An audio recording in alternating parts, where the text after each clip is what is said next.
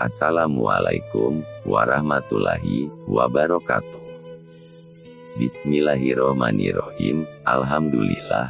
Wassalatu wassalamu ala rasulullah. La haula wala quwata illa billah. Amma ba'du. Salam rahayu saudaraku.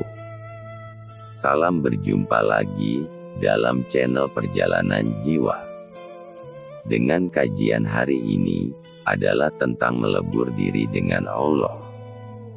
Sebelum nonton videonya jangan lupa like, share, dan subscribe, supaya channelnya rame. Terima kasih. Melebur diri dengan Allah. Pemahaman di dalam nama Allah itu sebenarnya adalah zat, sifat, asma, dan afal, sebab pada lafaz Allah itu adalah sebagai berikut. Huruf alif pada kalimat Allah itu masuk pada zat. Huruf lam awal pada kalimat Allah itu masuk pada sifat.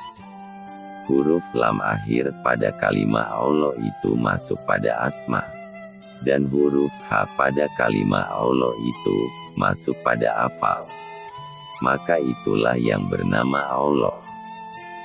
Jika memang diri itu hayat atau ruh, hendaknya kita jangan berhenti pada ruh saja, akan tetapi teruskan dan tembuskan pandanganmu itu kepada hal dan sifat Allah Ta'ala. Sekiranya pandanganmu itu berhenti hanya kepada nyawa saja, maka sesungguhnya kita salah dalam memahami pernyataan bahwa diri itu ruh.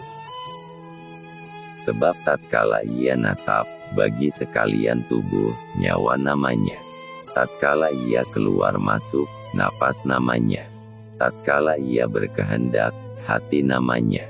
Tatkala ia percaya akan sesuatu, iman namanya. Dan tatkala ia dapat memperbuat sesuatu, akal namanya. Pohon akal itu adalah ilmu. Inilah jalannya dan inilah yang disebut sebenar-benarnya diri. Jika demikian adanya, maka dapat dikatakan bahwa sekarang ini kita hanya bertubuhkan ruh semata-mata. Mengapa demikian? Kita di sini sudah fana, lahir dan batin kepada ruh. Di sini jangan diartikan bahwa kita yang memfanakan diri, akan tetapi fana itu dari Allah jua adanya. Sedangkan kata kita itu pun sudah lebur ke dalam fana itu sendiri. Itu sebabnya jika ada orang yang mengatakan telah dapat dan mampu memfanakan diri, akan tetapi ia sendiri tidak tahu dan tidak kenal akan dirinya, maka sesungguhnya itu omong kosong dan bohong besar saja. Mengapa demikian? Kita di sini sudah fana lahir dan batin kepada ruh. Di sini jangan diartikan bahwa kita yang memfanakan diri, akan tetapi fana itu dari Allah jua adanya. Sedangkan kata kita itu pun sudah lebur ke dalam fana itu sendiri. Itu sebabnya jika ada orang yang mengatakan telah dapat dan mampu memfanakan diri, akan tetapi ia sendiri tidak tahu dan tidak kenal akan dirinya, maka sesungguhnya itu omong kosong dan bohong besar saja. Mengapa demikian? Sebab jika seseorang itu tidak tahu atau kenal siapa dirinya yang sesungguhnya, maka mau difanakan kemana dirinya itu? Nyawa itu adalah Nur Muhammad. Nur Muhammad itu adalah sifat, dan sifat itulah hayat. Akan tetapi ingat olehmu, bahwasannya ruh itu bukan Tuhan, tetapi tiada lain daripada Tuhan, asalkan saja diteruskan kepada zat dan sifat. Jika ini dapat dipahami, maka jangan kamu cari lagi akan ia, karena bila dicari lagi, bukannya semakin dekat akan tetapi malah semakin jauh. Siapa saja yang telah sampai pada makom ini, pastilah ia tidak akan mau mengatakan kata-kata syariat, tarikat, hakikat dan marifat, karena Ahli syariat tidak bersyariat lagi. Ahli tarikat tidak bertarikat lagi. Ahli hakikat tidak berhakikat lagi. Ahli marifat tidak bermarifat lagi. Silakan direnungkan. Seseorang yang sampai kepada Tuhan, ia tidak tahu lagi akan dirinya, dan tidak tahu lagi siapa Tuhannya. Emas, pasir, surga, neraka, sama saja. Ia lebih senang diam. Karena diam itu adalah kedudukan Tuhan yang Maha Agung, dan Maha Mulia, serta Maha Tinggi. Sebagai tambahan, agar kita benar-benar mengenal akan diri yang sebenar-benarnya diri, maka ketahuilah olehmu.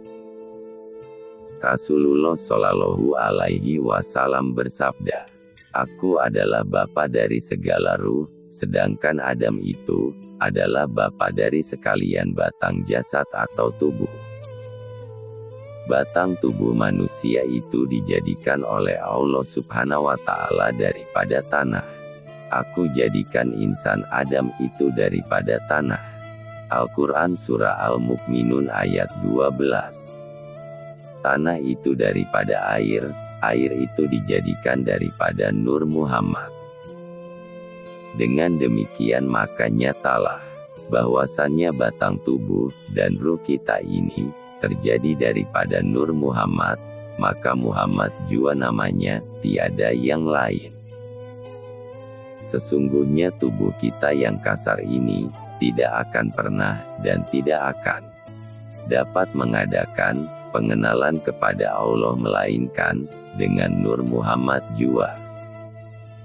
Itulah sebabnya maka dinamakan pohon bustah, artinya yang hampir pada wujudnya.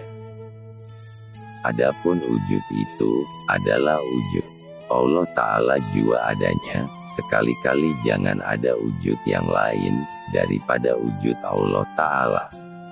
Itulah yang sebenar-benarnya diri, begitu pula dengan kelakuan, jangan ada yang lain, karena tidak ada kelakuan yang lain, selain kelakuan Allah Ta'ala. Sebab kalimat fakot arafah itu, tiada akan menerima salah satu, melainkan suci zahir dan batin adanya. Zat, artinya wujud Allah semata-mata, itulah yang sebenarnya. Melihat itu, basyar Allah, berkata-kata itu, kalam Allah, dan seterusnya. Seandainya ada yang lain dari dirinya, maka seluruh pengenalanmu, itu akan menjadi batal. Sekian dan terima kasih, semoga kajian hari ini dapat bermanfaat. Salam Rahayu. Wassalamualaikum warahmatullahi wabarakatuh.